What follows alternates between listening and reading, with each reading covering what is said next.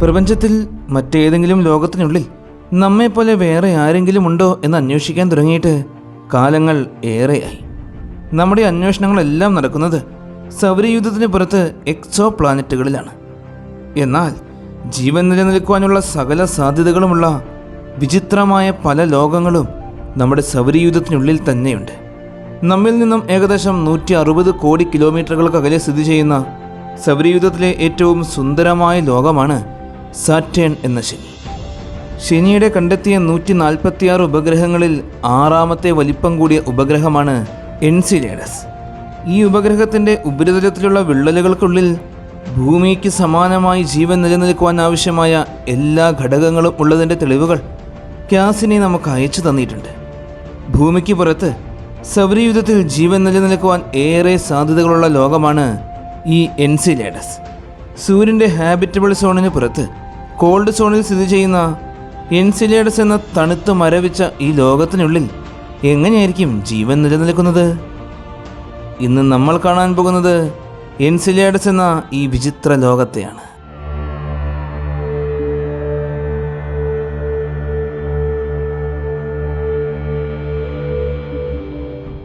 ശനിഗ്രഹത്തിന് ചുറ്റിലുമായി സ്ഥിരതയുള്ള ഭ്രമണപഥമുള്ള 146 ഉപഗ്രഹങ്ങളെയാണ് നാളിതുവരെ നമ്മൾ കണ്ടെത്തിയിരിക്കുന്നത്. സൗരയൂഥത്തിലെ മറ്റേതൊരു ഗ്രഹത്തെക്കാളും കൂടുതലാണിത്. ഈ ഉപഗ്രഹങ്ങളിൽ ഏറ്റവും വലിപ്പം കൂടിയ 6ാമത്തെ ലോകമാണ് എൻസിലേഡസ്. ഇത് ശനിയിൽ നിന്നുമുള്ള അകലത്തിൻ്റെ അടിസ്ഥാനത്തിൽ 14ാമതായിട്ടാണ് സ്ഥിതി ചെയ്യുന്നത്. കൂടാതെ ശനിയുടെ ആന്തരിക ഉപഗ്രഹങ്ങളിൽ ഒന്നാണിത്. ശനിയുടെ ഏറ്റവും പുറത്തെ വലയമായ ഈ റിങ്ങിൻ്റെ ഏറ്റവും സാന്ദ്രത കൂടിയ ഭാഗത്താണ് ഇത് ഗ്രഹത്തെ വലം വയ്ക്കുന്നത്. ശനിയുടെ ഒരു ഉപഗ്രഹമായ മിമാസ് ഈ വലയത്തിൻ്റെ തുടക്കത്തിലും മറ്റൊരു ഉപഗ്രഹമായ റീ വലയത്തിൻ്റെ അവസാന ഭാഗത്തുമാണ് സ്ഥിതി ചെയ്യുന്നത്.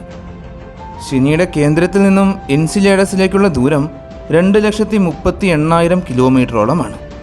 മീമാസ്, തെസീസ് എന്നിവയ്ക്കിടയിലായിട്ടാണ് എൻസിലേഡസിൻ്റെ സ്ഥാനം.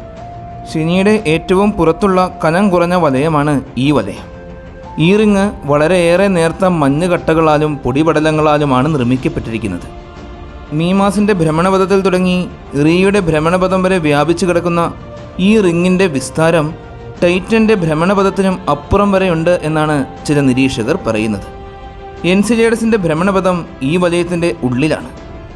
ഈ വലയത്തിലുള്ള പദാർത്ഥങ്ങളുടെ യഥാർത്ഥ ഉറവിടം എൻസിലേഡസ് ആണെന്നാണ് പല പഠനങ്ങളിൽ നിന്നും നമുക്ക് മനസ്സിലാക്കുവാൻ സാധിച്ചിട്ടുള്ളത്. 2 രീതികളിലാണ് പദാർത്ഥങ്ങൾ എൻസിലേഡസിൽ നിന്നും വലയത്തിലേക്ക് നിക്ഷേപിക്കപ്പെടുന്നത്. ഒന്നാമത്തേതും ഏറ്റവും പ്രധാനപ്പെട്ടതുമായ രീതി ക്രയോ വോൾക്കാനിക് പ്രവർത്തനത്തിൻ്റെ ഫലമായി ദക്ഷിണ ധ്രുവ പ്രദേശത്തു നിന്നും പുറത്തുവരുന്ന പദാർത്ഥങ്ങൾ ഈ വലയത്തിലേക്ക് നിക്ഷേപിക്കപ്പെടുന്നുണ്ട്. ഇങ്ങനെ പുറത്തുവരുന്ന പദാർത്ഥങ്ങളിൽ ഭൂരിഭാഗവും എൻസിലേഡസിൻ്റെ പ്രതലത്തിലേക്ക് തന്നെ തിരികെ പോവുകയാണ് ചെയ്യുന്നത്. എങ്കിലും കുറേ പദാർത്ഥങ്ങൾ അതിൻ്റെ ഗുരുത്വാകർഷണ ശക്തിയെയും ഭേദിച്ച് പുറത്തേക്ക് പോകുന്നുണ്ട്. എൻസിലേഡസിൻ്റെ എസ്കേപ്പ് വെലോസിറ്റി എന്നത് മണിക്കൂറിൽ 866 കിലോമീറ്ററുകൾ മാത്രമാണ്. രണ്ടാമത്തെ രീതി ഉൽക്കകളും മറ്റും പ്രതലത്തിൽ വന്ന് പതിച്ചു കഴിയുമ്പോൾ പുറത്തേക്ക് തെറിച്ചു പോകുന്ന പദാർത്ഥങ്ങളെല്ലാം ഈ വലയത്തിലേക്ക് തന്നെയാണ് വന്നു ചേരുന്നത്. ഇപ്പോൾ നമ്മൾ കണ്ട ഈ 2 മാർഗത്തിലൂടെയുമാണ് പദാർത്ഥങ്ങൾ എൻസിലേഡസിൻ്റെ പ്രതലത്തിൽ നിന്നും ശനിയുടെ ഈ റിങ്ങിൽ വന്നു ചേരുന്നത്. എൻസിലേഡസ് താരതമ്യേന വളരെ ചെറിയൊരു ലോകമാണ്. 505 കിലോമീറ്റർ മാത്രമാണ് ഇതിൻ്റെ ആകെ വ്യാസം. ശനിയുടെ ഏറ്റവും മാസ് കൂടിയ ഉപഗ്രഹങ്ങളിൽ 6ാം സ്ഥാനക്കാരനാണ് എൻസിലേഡസ്. ടൈറ്റൻ, റീ, ലാപേറ്റസ്, ഡിയോൺ, തേത്തിസ് എന്നിവയാണ് എൻസിലേഡസിനേക്കാൾ വലിപ്പമുള്ള ശനിയുടെ ഉപഗ്രഹങ്ങൾ. ശനിയുടെ ഗോളാകൃതിയുള്ള ഉപഗ്രഹങ്ങളിൽ ഏറ്റവും ചെറിയ ഉപഗ്രഹമാണ് എൻസിലേഡസ്. ഇതിൻ്റെ യഥാർത്ഥ രൂപം എലിപ്സോയിഡാണ്. ഇനി എൻസിലേഡസിൻ്റെ വലിപ്പം നമ്മുടെ ചന്ദ്രനുമായി താരതമ്യപ്പെടുത്തി നോക്കുകയാണെങ്കിൽ ചന്ദ്രൻ്റെ 15% വലിപ്പം മാത്രമേ ഉള്ളൂ. ഇതിന് ഒരു തവണ സാറ്റേണിനെ വലം വെച്ച് തീർക്കുവാൻ വെറും 33 മണിക്കൂറുകൾ മാത്രം മതി. എൻസിലേഡസ് സാറ്റേണിനെ വലം വയ്ക്കുന്നത് ഒരു എലിപ്റ്റിക്കൽ ആകൃതിയിലാണ്. സാറ്റേണിൻ്റെ അടുത്ത് വരുമ്പോൾ അതിശക്തമായ ഗ്രാവിറ്റേഷണൽ ഫോഴ്സ് അനുഭവപ്പെടും. എന്നാൽ ഒരുപാട് അകലത്തിലെത്തി കഴിയുമ്പോൾ വളരെ കുറഞ്ഞ ഗ്രാവിറ്റി മാത്രമേ അനുഭവപ്പെടുകയുള്ളൂ. ഗ്രാവിറ്റിയിലുള്ള ഈ വലിയ വ്യതിയാനം മൂലം എൻസിലേഡസിൻ്റെ കോർ വലിയുകയും ചെറുതാവുകയും ചെയ്യും. അതുകൊണ്ട് കോർ എപ്പോഴും ചൂടായി തന്നെ നിലനിൽക്കും. സൂര്യനിൽ നിന്നും കോടിക്കണക്കിന് കിലോമീറ്ററുകൾക്ക് അകലെ സ്ഥിതി ചെയ്യുന്നത് കൊണ്ട് തന്നെ തണുത്ത് മരവിച്ച ലോകമാണ് എൻസിലേഡസ്. ഉപരിതലം മുഴുവൻ മഞ്ഞ് നിറഞ്ഞു കിടക്കുന്ന ഐസ് ബോൾ പോലുള്ള ലോകം. ഉപരിതലത്തിൽ നിലം ഒട്ടും കാണുവാൻ സാധിക്കാത്ത അത്രത്തോളം കട്ടിയിലാണ് ഐസ് മൂടിക്കിടക്കുന്നത്. സൗരയൂഥത്തിലെ ഏറ്റവും വെളുത്ത വസ്തുക്കളിൽ ഒന്നാണ് എൻസിലേഡസ്. അതുപോലെ തന്നെ ഏറ്റവും കൂടുതൽ പ്രകാശത്തെ പ്രതിഫലിപ്പിക്കുന്ന വസ്തുവും എൻസിലേഡസ് ആണ്. ഉപരിതലത്തിലുള്ള ഐസ് പാളികളിൽ നിന്നും താഴേക്ക് പോയി കഴിയുമ്പോൾ 40 കിലോമീറ്ററുകൾ കഴിയുമ്പോൾ ജലം നിറഞ്ഞു കിടക്കുകയാണ്. എൻസിലേഡസിൻ്റെ ഉള്ളിലുള്ള ജലം പുറത്തേക്ക് തെറിച്ചു പോകുന്ന ക്രയോ വോൾക്കാനിക് എന്ന പ്രതിഭാസം നമ്മൾ നേരിട്ട് കണ്ടിട്ടുണ്ട്. ശനിയെക്കുറിച്ച് പഠിക്കുന്നതിന് വേണ്ടി വിക്ഷേപിച്ച കാസിനി എന്ന പേടകമാണ് ഈ അത്ഭുതകരമായ കാഴ്ച നമുക്ക് കാണിച്ചു തന്നത്. ഉള്ളിലുള്ള സമ്മർദ്ദം കൂടി നീരാവിയായി മാറിയ ജലം 2000 km/h എന്ന വലിയ വേഗതയിൽ സെക്കൻഡിൽ 250 ലിറ്ററോളമാണ് പുറത്തേക്ക് വരുന്നത്. ഇങ്ങനെ എൻസിലേഡസിൽ നിന്നും പുറത്തേക്ക് വരുന്ന പദാർത്ഥങ്ങളിൽ നിന്നുമാണ് നമ്മൾ ആദ്യം കണ്ട സാറ്റേണിൻ്റെ ഈ റിങ് രൂപപ്പെട്ടത്. 2013 സാറ്റേണിൻ്റെ രാത്രിവശത്ത് നിന്നും കാസിനി പകർത്തിയ അതിമനോഹരമായ ചിത്രമാണ് നമ്മളിപ്പോൾ കണ്ടുകൊണ്ടിരിക്കുന്നത്. നീല നിറത്തിൽ ഈ റിങ്ങും നമുക്ക് കാണുവാൻ സാധിക്കും. 1789 ഓഗസ്റ്റ് മാസം 28-ാം തീയതി ഫെഡറിക് വില്യം ഹെർഷലാണ് ആദ്യമായി എൻസിലേഡസിനെ കണ്ടെത്തുന്നത്. അദ്ദേഹം ആദ്യമായി നിർമ്മിച്ച അന്നത്തെ ഏറ്റവും വലിപ്പം കൂടിയ ദൂരദർശിനിയായ 47 ഇഞ്ച് ദൂരദർശിനി ഉപയോഗിച്ച് ആദ്യമായി കണ്ടെത്തിയ ബഹിരാകാശ വസ്തുവായിരുന്നു എൻസിലേഡസ്. പിന്നീട് 1980കളിൽ വോയേജർ പേടകങ്ങൾ ഇതിന് സമീപത്തോടെ കടന്നുപോകുന്നതുവരെ കാര്യമായ വിവരങ്ങളൊന്നും എൻസിലേഡസിനെ കുറിച്ച് നമുക്ക് അറിയില്ലായിരുന്നു. എന്നാൽ വോയേജർ പേടകങ്ങളും എൻസിലേഡസിനെക്കുറിച്ച് അധികം പഠനങ്ങളൊന്നും നടത്തിയില്ല.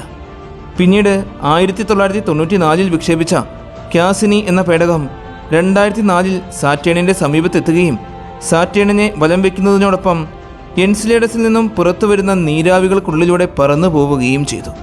അപ്പോഴാണ് അത്ഭുതകരമായ ആ പ്രതിഭാസം നമ്മൾ ആദ്യമായി കാണുന്നത്. ഇതിലൂടെ പുറത്തു വരുന്ന പദാർത്ഥങ്ങളെക്കുറിച്ച് പേടകം ധാരാളം പഠനങ്ങൾ നടത്തി. ഡേറ്റകളെല്ലാം ശേഖരിച്ച് ഭൂമിയിലേക്ക് അയച്ചു തന്നു. ആ ഡേറ്റകളിൽ നിന്നും ലഭിച്ച വിവരങ്ങളെല്ലാം നമ്മെ അത്ഭുതപ്പെടുത്തുന്നവയായിരുന്നു.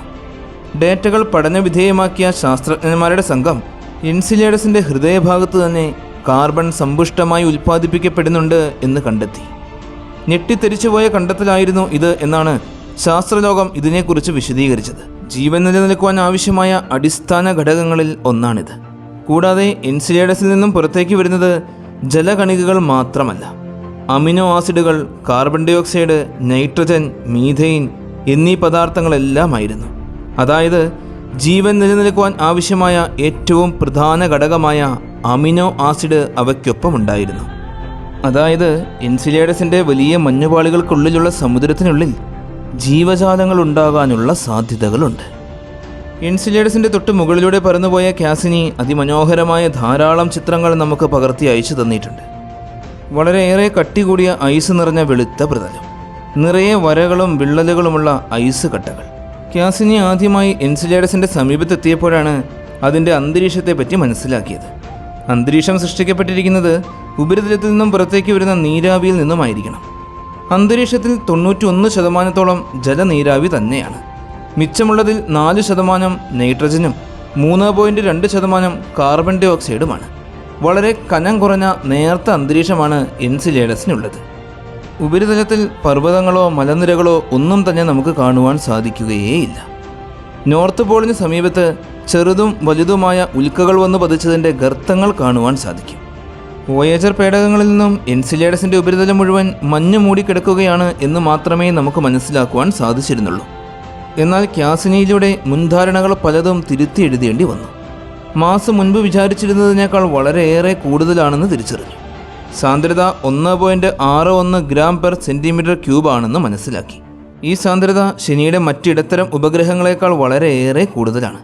ഇത് എൻസിലേഡസിൻ്റെ ഉള്ളിൽ സിലിക്കേറ്റും ഇരുമ്പും ധാരാളമായി അടങ്ങിയിട്ടുണ്ട് എന്നതിൻ്റെ തെളിവായി.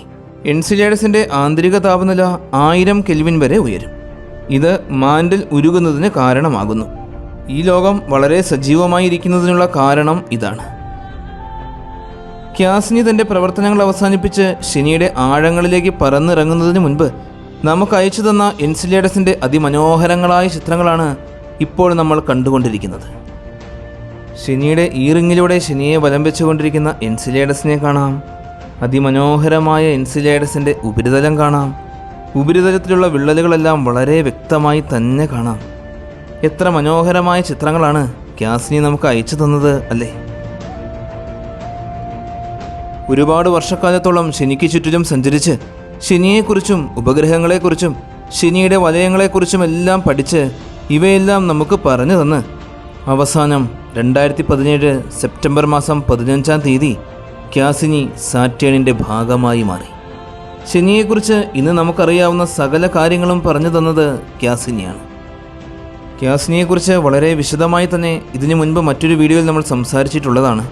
ആ വീഡിയോയുടെ ലിങ്ക് മുകളിൽ നൽകിയിട്ടുണ്ട്, ഡിസ്ക്രിപ്ഷനിലും നൽകിയിട്ടുണ്ട്.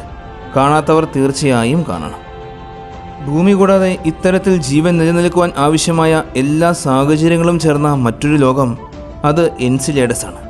ചൊവ്വയിൽ നിന്നും ലഭിച്ച തെളിവുകളെക്കാളും വളരെ വ്യക്തമായ ജീവൻ്റെ സാധ്യതകളുടെ തെളിവുകൾ ക്യാസിനി നമുക്ക് അയച്ചു തന്നിട്ടുണ്ട്. നേച്ചർ എന്ന ജേണലിൽ ഇതുമായി ബന്ധപ്പെട്ട് നടത്തിയ പഠനങ്ങളുടെ എല്ലാ റിസൾട്ടുകളും പ്രസിദ്ധീകരിച്ചിട്ടുമുണ്ട്. ജീവൻ നിലനിൽക്കുവാൻ സാധ്യതയുള്ള ശനിയുടെ ഈ ചന്ദ്രനെക്കുറിച്ചുള്ള വീഡിയോ എല്ലാവർക്കും ഒരുപാട് ഇഷ്ടമായി എന്ന് വിശ്വസിക്കുന്നു. നിങ്ങളുടെ എല്ലാവരുടെയും സപ്പോർട്ടുകൾ കൂടെ ഉണ്ടാകണം. നല്ലൊരു വീഡിയോയുമായി അടുത്ത എപ്പിസോഡ് കാണാം.